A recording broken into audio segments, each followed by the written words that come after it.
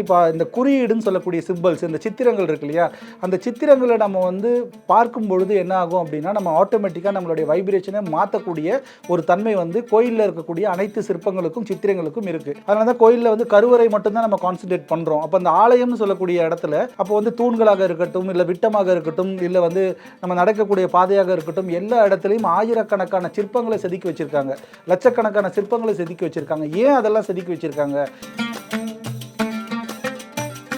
மனிதனுடைய வைப்ரேஷனை கூட்டணும், ஒரு மனிதனுடைய ஆறாவை இன்க்ரீஸ் பண்ணணும், ஒரு மனிதனுடைய வலது பக்க மூளையை ஆக்டிவேட் பண்ணணும் அப்படின்னா அந்த சித்திரங்கள் கண்கள் வழியாக பார்க்கக்கூடிய கடினமான சிக்கலான ஒரு சித்திரங்கள்னு சொல்லுவாங்க. ஏதாவது எத்தனை முறை பார்த்தாலும் புதிதாக எந்த சித்திரம் உங்களுக்கு தோன்றுகிறதோ அதுதான் நம்மளுடைய 7-8% கூட வலது பக்க மூளையை ஆக்டிவேட் பண்ணாமல் இருக்காங்க இப்போ வரைக்கும் அப்படின்றது தான் இதில் ஒரு மிகப்பெரிய ஒரு தகவல். ஆக்சுவலாக இதே வந்து ஒரு 10-11% 12% ஆக்டிவேட் பண்ணவங்களே சித்தர்களாக மகான்களாக இருந்திருக்காங்கன்னு சொல்கிறாங்க. அப்போ வலது பக்க மூளையோட தன்மையை வந்து பெருக்குவதற்காக தான் இது. பாருங்கள், நம்ம முன்னோர்கள் நல்லா தெரிஞ்சு வச்சுருக்காங்க. அப்போது ஒரு மனிதனுக்குனா இடது பக்க மூளையில் இதெல்லாம் கிடைக்கும் சுலபமாக. வலது பக்க மூளையை இந்த மாதிரி ஆக்டிவேட் பண்ணால் நமக்கு நிறைய ஆற்றல்கள் வரும், அவனுடைய படைப்புத்திறன் அதிகமாகும், அவனுடைய சிந்தனை அதிகமாகும், அவனுடைய கண்டுபிடிப்புகள் அதிகமாகும் அப்படின்றதுக்காக இப்போ நம்ம என்ன பண்ணுறோம், முதல் முறையாக இந்த ரைட் பிரெயின் ஆக்டிவேஷன் மட்டும் இல்லாமல் உங்களுடைய ஸ்பிரிச்சுவல் உங்கள் ஆறாவை டெவலப் பண்ணுறதுக்கு ஃபர்ஸ்ட் டைம் இந்த world customised human energy logo அப்படின்னு சொல்லக்கூடிய சில சித்திரங்களை வந்து வடிவமைச்சு கொடுத்துக்கிட்டு இருக்கோம்.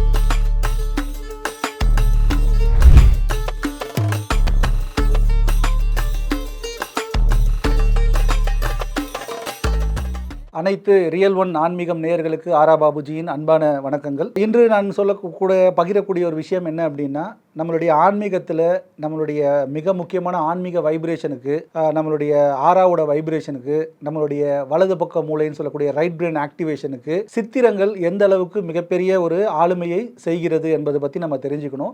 நம்ம நிறைய விஷயத்தில் வந்து நல்லதை கரெக்டாக பண்ணிட்டு இருந்தாலும் இந்த மதம் சார்ந்து ஆன்மீகம் சார்ந்த விஷயங்களில் நம்ம ஏகப்பட்ட பிரச்சனைகளில் வந்து நம்ம ஒழுங்காக அதை செய்யாதனால ஏகப்பட்ட பிரச்சனைகள் நமக்கு உருவாகிறத நம்ம நிறைய கேள்விப்பட்டிருப்போம், நமக்கே அது நடந்திருக்கும். அப்போ இதில் முக்கியம் என்னென்னா, இப்போ இந்த குறியீடுன்னு சொல்லக்கூடிய சிம்பிள்ஸ், இந்த சித்திரங்கள் இருக்கு இல்லையா, அந்த சித்திரங்களை நம்ம வந்து பார்க்கும் பொழுது என்ன ஆகும் அப்படின்னா, நம்ம ஆட்டோமேட்டிக்காக நம்மளுடைய வைப்ரேஷனை மாற்றக்கூடிய ஒரு தன்மை வந்து கோயிலில் இருக்கக்கூடிய அனைத்து சிற்பங்களுக்கும் சித்திரங்களுக்கும் இருக்குது. அதனால தான் கோயிலில் வந்து கருவறை மட்டும்தான் நம்ம கான்சன்ட்ரேட் பண்ணுறோம். அப்போ அந்த ஆலயம்னு சொல்லக்கூடிய இடத்துல அப்போ வந்து தூண்களாக இருக்கட்டும், இல்லை விட்டமாக இருக்கட்டும், இல்லை வந்து நம்ம நடக்கக்கூடிய பாதையாக இருக்கட்டும், எல்லா இடத்துலையும் ஆயிரக்கணக்கான சிற்பங்களை செதுக்கி வச்சுருக்காங்க, லட்சக்கணக்கான சிற்பங்களை செதுக்கி வச்சுருக்காங்க. ஏன் அதெல்லாம் செதுக்கி வச்சுருக்காங்க? அதை நம்ம யாருமே பார்ப்பது கூட கிடையாது. அந்த இடத்த நம்ம கொஞ்சம் தூரமாக இருந்து பார்த்துட்டு அப்படியே போய் நம்ம கருவறைக்கு போயிட்டு கொடிமரத்துக்கு போயிட்டு இப்படியே வந்துடுறது தான் நம்மளுடைய வழக்கமாக இருக்குது.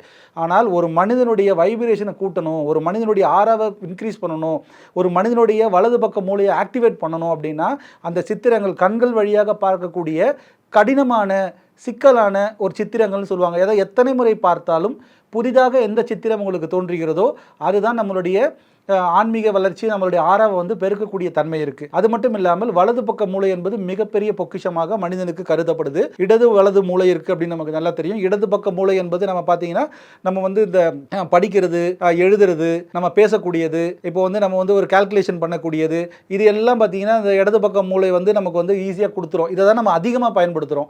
எல்லா உலகத்தில் இருக்க அத்தனை மனிதர்களும் ஆராய்ச்சி பண்ணும்பொழுது என்ன நடக்குது அப்படின்னா, இடது பக்க மூளையை பெரும்பாலான நபர்கள் நிறைய சதவீதம் பயன்படுத்திட்டு இருக்காங்க. ஆனால் அந்த வலது பக்க மூளை இருக்கு இல்லையா, இது என்னன்னா கிரியேட்டிவிட்டின்னு சொல்லக்கூடிய கற்பனை ஆற்றல், சிந்தனை ஆற்றல், படைப்பாற்றல், ஒன்னோடு ஒன்று தொடர்பு படுத்தி பார்த்து அதன் மூலியமாக வெளிப்படுத்தக்கூடிய தகவல், இது எல்லாம் வந்து ரைட் பிரெயின் கையில் தான் இருக்குது. அந்த விஷயங்கள் எல்லாமே ரைட் பிரெயின் பக்கம் தான் இருக்குது. ஆனால் இந்த வலது பக்க மூளையை எத்தனை சதவீதம் ஆக்டிவேட் பண்ணியிருக்காங்கன்ற ஒரு ஆராய்ச்சி பண்ணும்பொழுது மிகப்பெரிய நிலை என்ன அப்படின்னா 7-8% கூட ஒரு சராசரி மனிதனாக இருக்கக்கூடியவர்கள் 7-8% கூட வலது பக்க மூளையை ஆக்டிவேட் பண்ணாமல் இருக்காங்க இப்போ வரைக்கும் அப்படின்றது தான் இதில் ஒரு மிகப்பெரிய ஒரு தகவல். ஆக்சுவலா இதே வந்து ஒரு 10-11% 12% ஆக்டிவேட் பண்ணவங்களே சித்தர்களாக மகான்களாக இருந்திருக்காங்கன்னு சொல்றாங்க. அப்போ வலது பக்க மூளையோட தன்மையை வந்து பெருக்குவதற்காக தான் இது. பாருங்க, நம்ம முன்னோர்கள் நல்லா தெரிஞ்சு வச்சிருக்காங்க. அப்போ ஒரு மனிதனுக்குனா இடது பக்க மூளையில் இதெல்லாம் கிடைக்கும் சுலபமாக, வலது பக்க மூளையை இந்த மாதிரி ஆக்டிவேட் பண்ணால் நமக்கு நிறைய ஆற்றல்கள் வரும், அவனுடைய படைப்புத்திறன் அதிகமாகும், அவனுடைய சிந்தனை அதிகமாகும், அவனுடைய கண்டுபிடிப்புகள் அதிகமாகும் அப்படின்றதுக்காக அந்த வலது பக்க மூளையை சாதாரணமாக ஆக்டிவேட் பண்ண முடியாது.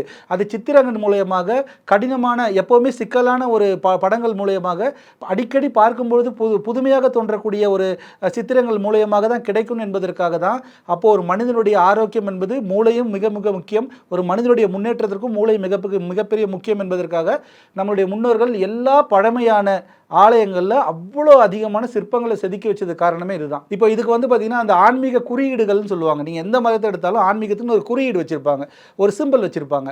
இப்போ ஒரு உதாரணத்துக்கு நம்ம சொல்லுவோமே, இப்போ நம்ம இந்து மதத்தில் எடுத்துக்கிட்டிங்கன்னு வச்சுங்களேன், இந்த ஸ்வஸ்திக் புத்த சமயத்தில் இருந்தாலும் சரி, இந்து சமயத்தில் இருந்தாலும் ஸ்வஸ்திக்னு ஒரு படத்தை நம்ம பயன்படுத்துவோம். இப்படி ஒரு கோடு போட்டு இப்படி ஒரு கோடு போட்டிருக்கோம். எல்லா இடத்துலையும் நம்ம ஒரு தொழில் தொடங்குறோம், ஒரு கடை தொடங்குறோம்னா நம்ம வந்து அந்த ஸ்வஸ்திக் சின்னத்தை வரைஞ்சிட்டு மஞ்சளில் வரைஞ்சிட்டு நம்ம அதை பூஜை பொருளாக பார்த்துருவோம். அதோட அடுத்த வருஷம் அது மாதிரி ஏதாவது ஒரு ஆயுத பூஜை அந்த மாதிரி நேரத்தில் தான் அந்த ஸ்வஸ்திக்கை வந்து நம்ம திருப்பி க்ளீன் பண்ணி குங்குமம் திருநூறுலாம் வைக்கிறதுன்னு வழக்கமாக இருக்குது, மஞ்சள்லாம் தடவுறது.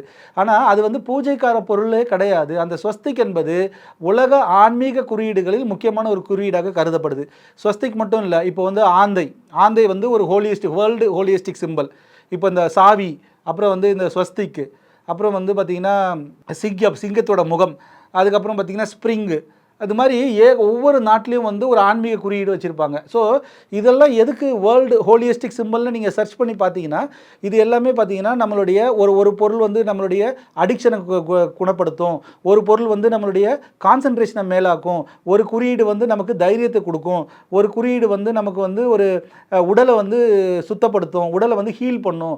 இப்போ பாருங்கள், இந்தியன் மெடிக்கல் அசோசியேஷனுடைய சிம்பிள் பார்த்தீங்கன்னா இப்படி இருக்கும், அதாவது பாம்பு இப்படி சுருண்டு இருக்க மாதிரி, ஒரு மேலே ஒரு கழுகு இருக்கிற மாதிரி ஒரு படம் இருக்கும். இதுதான் வந்து இந்தியன் மெடிக்கல் அசோசியேஷனுடைய லோகோ. ஆக்சுவலா இந்த லோகோ என்ன பண்ணுது, இந்த லோகோவுக்கு வந்து கடியூஷியஸ்னு பேரு.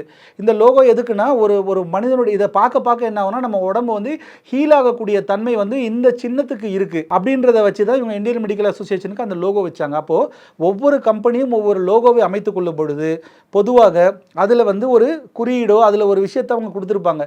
இதை நம்ம கண்கள் பார்க்கும்பொழுது நம்மளுடைய உடலில் இருக்கக்கூடிய எந்த ஒரு நொதியாக இருந்தாலும், உடலில் இருக்கக்கூடிய எந்த ஒரு என்சைமாக இருக்கட்டும், இல்லை என்ன ஒரு கிளாண்டு செக்ரீட் பண்ணுற ஹார்மோன்ஸாக இருக்கட்டும், இது எல்லாமே நம்ம கண்கள் வழியாக பார்க்கும் பொழுது நிறைய மாற்றங்கள் நம்ம உடல்லையும் மனதிலையும் ஏற்படுன்றது தான் லோகோவோட மிக முக்கியமான விஷயம். இப்படி தான் நம்ம லோகோஸை வந்து கிரியேட் பண்ணிகிட்டு இருக்கோம். இப்போ நம்ம என்ன பண்ணுறோம், முதல் முறையாக இந்த ரைட் பிரெயின் ஆக்டிவேஷன் மட்டும் இல்லாமல் உங்களுடைய ஸ்பிரிச்சுவல் உங்கள் ஆறாவை டெவலப் பண்ணுறதுக்கு ஃபஸ்ட் டைம் இந்த world customised human energy logo அப்படின்னு சொல்லக்கூடிய சில சித்திரங்களை வந்து வடிவமைச்சு கொடுத்துக்கிட்டு இருக்கோம் தனிப்பட்ட முறையில். இப்போ நிறைய சிற்பங்கள் இருக்கு இல்லையா, இதெல்லாம் பொது. இப்போ ஸ்வஸ்திக்ன்றது பொதுவானது. இப்போ வந்து பார்த்தீங்கன்னா புத்தருடைய சிலை பார்த்தீங்கன்னா அதுக்கு நடுவில் இந்த இடத்துல மார்பு பகுதியில் அந்த ஸ்வஸ்திக்கை வந்து தலைக்கீழ வரைஞ்சிருப்பாங்க. அது பார்த்தீங்கன்னா ஃபீமேல் ஸ்வஸ்திக்னு சொல்லுவாங்க. இப்போ நம்ம நார்மலாக பார்க்குற ஸ்வஸ்திக் வந்து ஆண் தன்மை கொண்ட ஸ்வஸ்திக்கு, தலைகீழ வரைஞ்சிருப்பாங்க அது வந்து பெண் தன்மை கொண்ட ஸ்வஸ்திக். அப்போது இந்த ஆண் தன்மை கொண்ட ஸ்வஸ்திக்கோட பெண் தன்மை கொண்ட ஸ்வஸ்திக்கு வந்து வைப்ரேஷன் அதிகம் அப்படின்றதெல்லாம் நம்ம நிறைய படிக்கலாம், நீங்கள் சர்ச் பண்ணி பார்த்தீங்கன்னா தெரியும். அப்போது இதெல்லாம் பொதுவாக இருக்கக்கூடிய சின்னங்கள், பொதுவாக இருக்கக்கூடிய குறியீடுகள். ஆனால் இந்த பொதுவை விட்டு ஒரு தனித்தன்மையாக ஒரு மனிதனுக்கு ஆற்றலை கொடுக்கக்கூடிய மனித குறியீடுகள் அப்படின்னு சொல்லக்கூடிய விஷயங்களை வந்து அமைத்து கொடுத்துட்ருக்கோம் ஒரு 4-5 வருடமாக.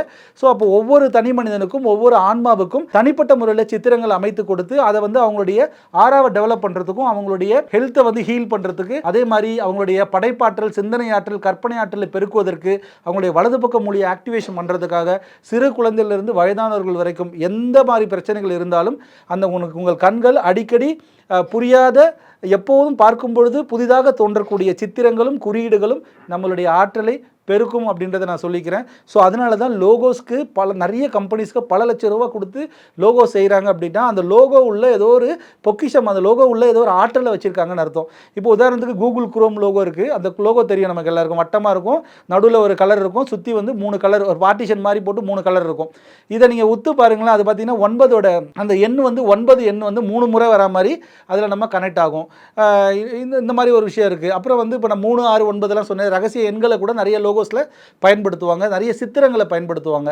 அப்படி பண்ணும்பொழுது அவங்களுடைய ஆற்றல் வந்து பெருகும்.